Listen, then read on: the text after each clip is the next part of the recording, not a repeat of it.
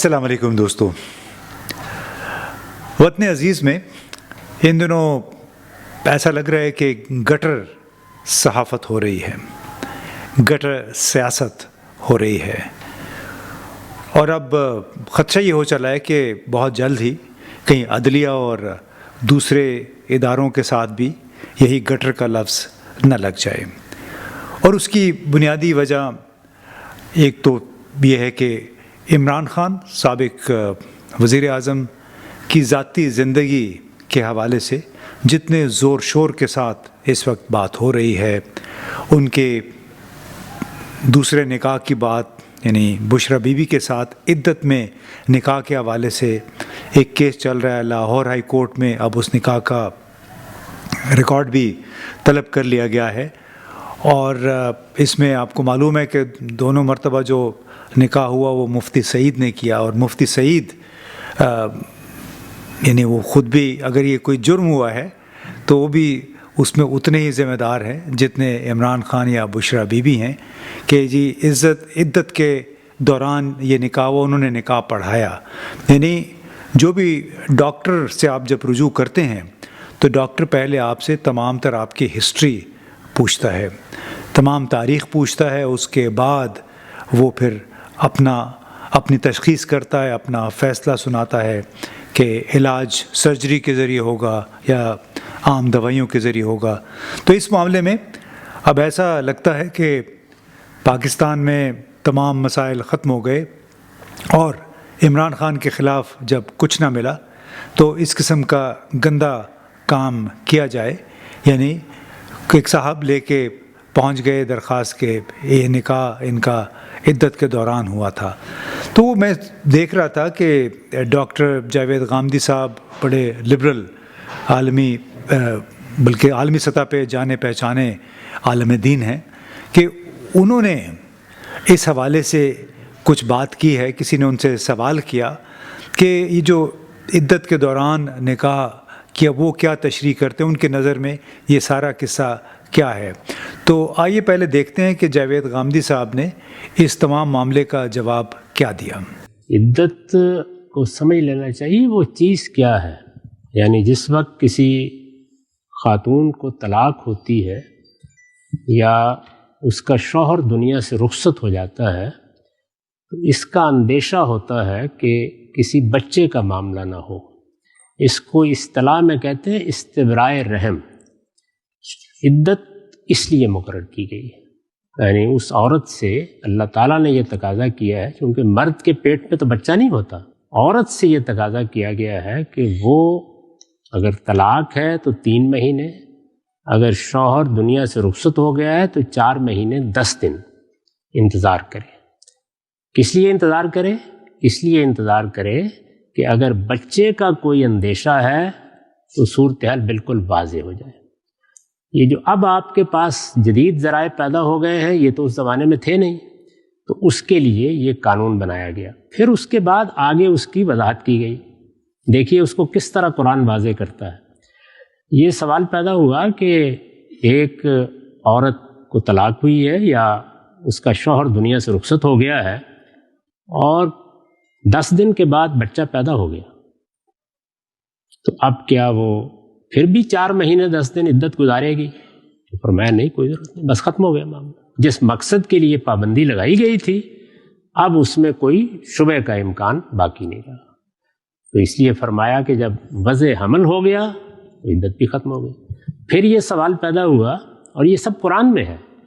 یہ سوال پیدا ہوا کہ اگر کسی عورت کے ساتھ شوہر کی ملاقات ہی نہیں ہوئی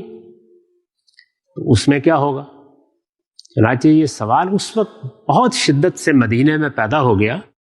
جب اللہ تعالیٰ نے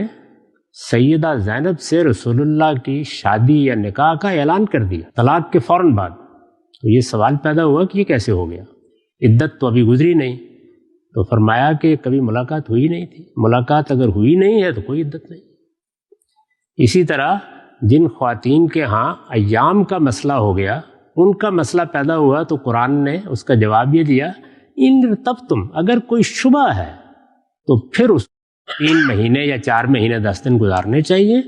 اگر عمر کے لحاظ سے ایام کے لحاظ سے کوئی شبہ ہی باقی نہیں ہے تو آپس میں مل کے طے کر لیں، پھر کوئی عدت نہیں۔ تو جناب آپ نے ڈاکٹر جاوید غامدی کی بات سنی، اب لاہور ہائی کورٹ میں بشرا بی بی کے نکاح کا ریکارڈ طلب کر لیا گیا ہے، لیکن کیا پاکستان کی موجودہ صورتحال کو سامنے رکھتے ہوئے، تمام مسائل کو سامنے رکھتے ہوئے آپ ذرا سوچئے کہ یہ کوئی ایشو ہے کہ جس پہ دن رات سوشل میڈیا، مین اسٹریم میڈیا کے ذریعے گفتگو ہو رہی ہے؟ یورپ میں کہا جاتا تھا کہ پاپاراتسی وہ ہے کہ جو یلو جرنلزم کرتے ہیں، اس کو ٹیبلوئڈ جرنلزم بھی کہتے ہیں، اور اس میں عام لوگوں کی تو نہیں، جو خاص لوگ ہوتے ہیں، سیلیبریٹیز ہوتے ہیں، ان کی ذاتی زندگی سے متعلق انکشافات ہوتے ہیں، ان کے فوٹوگرافر اور رپورٹر ان سیلیبریٹیز کو کے پیچھے جاتے ہیں، پیچھا کرتے ہیں، ان کا جہاں بھی جائیں تصویریں بناتے ہیں، پھر اگلے دن وہ ان کے اخبار کی زینت بنے ہوتے ہیں۔ لیکن جو ہمیں پتہ ہے یورپ میں یا امریکہ میں جو ٹیبلوئڈز ہیں اس قسم کے، وہ دی سن بھی ہوتا تھا، پھر جرمنی میں بھی کچھ ایسی اخبارات تھے، ان کو کوئی اچھی نظر سے نہیں دیکھا جاتا تھا۔ یہ عام مزدوروں کے لیے، جو ورکرز ہیں، ان کی تفریح طبع کے لیے اس قسم کے اخبارات چھپتے تھے، اور اس نوعیت کی کوئی بات بھی کسی بڑے اخبار میں، جس کو مین سٹریم اخبار کہتے ہیں یا مین سٹریم میڈیا جو ٹیلی ویژن چینل ہے، اس پہ کوئی اس قسم کی بات نہیں آتی تھی۔ بڑی ایک واضح تقسیم تھی کہ کون سے موضوعات اس پہ قومی ٹی وی پہ یا قومی اخبار کی زینت بنے گے۔ یعنی یہ جو گھٹیا قسم کا پروپیگنڈا ہے کسی ایک شخص کے خلاف یا شخصیات کے خلاف، اس نوعیت کی باتیں آپ کو کبھی بھی کسی برطانوی، جرمن یا فرانس کے بڑے اخبار میں، جو کہ سنجیدہ اخبار ہیں، اس میں نظر نہیں آئے گا۔ لیکن ایسا لگتا ہے کہ پاکستان میں چونکہ زوال مسلسل، ہمارا کلچر ایک زوال پذیر ہے، چاہے سیاست کو دیکھیں، صحافت کو دیکھیں، کہ یہاں جو مین سٹریم میڈیا ہے وہ بھی پاپاراتسی کا، ٹیبلوئڈ کا اس نے ایک شکل اختیار کر لی ہے۔ کچھ بڑے چینلز ہیں، آپ سب کو معلوم ہے وہ کون سے چینلز ہیں، یا کچھ اینکرز ہیں جن نے ایسے وہ انٹرویوز کر رہے ہیں جس میں میں سوچتا ہوں کہ جو اس انٹرویوز کے دوران جو وہ سوالات کر رہے ہیں یا جو مسائل وہ اٹھا رہے ہیں، کیا وہ اپنی بہنوں، اپنی بیگمات، اپنی ماؤں کے ساتھ بھی یہ سوال جواب کر سکتے ہیں، ان کے ساتھ اس موضوع پہ بات چیت کر سکتے ہیں؟ اور یہ کہ یہ اپنے جو ان کے وہ معزز، ان کے باعزت بڑے گھرانے ہیں، رشتہ دار ہیں، ان کو یہ کیا منہ دکھائیں گے، اس کی کیا وضاحت کریں گے کہ چن کے آپ کو معلوم ہے وہ کوئی ہاجرہ پانیزئی ہیں، انہوں نے عمران خان کے بارے میں نہ معلوم کیا باتیں لکھیں۔ اب وہ اس طرح اس کو پیش کیا گیا۔ پھر آپ نے یہ بھی دیکھا کہ اس کی جو پریس کانفرنس تھی، یا اس کی کتاب کی جو کہ 2014 میں چھپی ہوئی تھی، اس کی رونمائی تھی، اور اس میں جناب بڑے بڑے نامی جرنلسٹ اس میں بیٹھے ہوئے تھے، صف اول میں بیٹھے ہوئے تھے۔ ایسے لگ رہا تھا کہ کوئی بہت بڑی انقلابی شاہکار کتاب آئی ہے، جس کی رونمائی کے لیے تمام حضرات پیش ہوئے ہیں اور موجود ہیں وہاں پہ۔ اور مزے کی بات یہ تھی کہ اس پریس کانفرنس کے دوران عمران خان کا نام اس خاتون نے نہیں لیا۔ اس کے حوالے سے بات ہو رہی، اور کسی جرنلسٹ میں یہ جرت نہیں تھی اس موقع پہ کہ پوچھتے کہ یہ اس کے کون ہیں، ان کا آخر نام کیا ہے۔ تو بڑی ایک بدنما دھبا ہے یہ جو شروع ہوا۔ اور بالکل مجھے پھر یاد آیا کہ جب 1990 کی دہائی میں پاکستان مسلم لیگ اور ان کے جو کچھ سہولت کار تھے اسٹیبلشمنٹ میں، انہوں نے بے نظیر بھٹو کے بارے میں ایسے ہی اشتہارات چھپوائے تھے۔ اشتہارات ہیلی کاپٹروں سے بھی گرائے گئے تھے۔ کچھ ایسے اخبارات تھے جو بالکل مین سٹریم اخبارات نہیں تھے، چھوٹے موٹے 100-200 اس کی کاپی چھپتی ہوگی، اس میں ان کے بیڈ روم کی کہانیاں، من گھڑت کہانیاں کہ آصف زرداری نے اس کو تھپڑ مارا بے نظیر بھٹو کو، اور اس کی شاہ نواز بھٹو نے آصف زرداری کی مونچھیں کٹوا دیں، اور نامعلوم بنیادی اس کا مقصد ہوتا تھا بے نظیر بھٹو کو بدنام کرنا۔ ابھی اس وقت جو کیمپین چل رہی ہے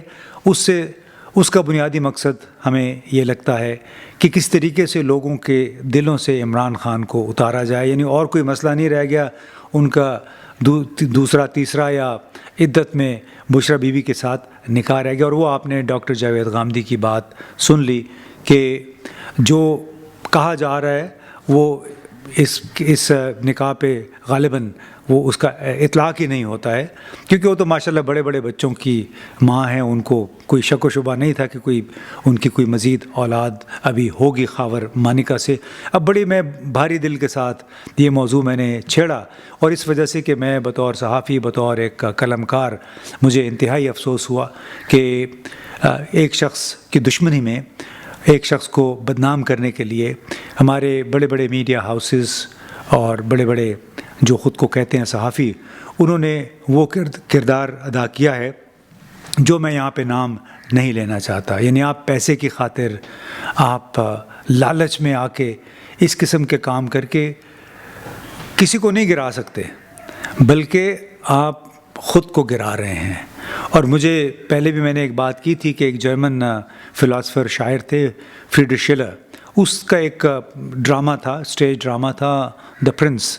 تو اس میں وہ پرنس مکاری سے اقتدار اپنے ہاتھ میں کر لیتا ہے اور اپنے چچا کی بیٹی یا اس کی دور کی ایک کزن ہے اس سے شادی کرنا چاہتا ہے، وہ بھی شہزادی ہی ہوتی ہے. تو وہ اس کو بہت تنگ کرتا ہے شادی کے لیے. تو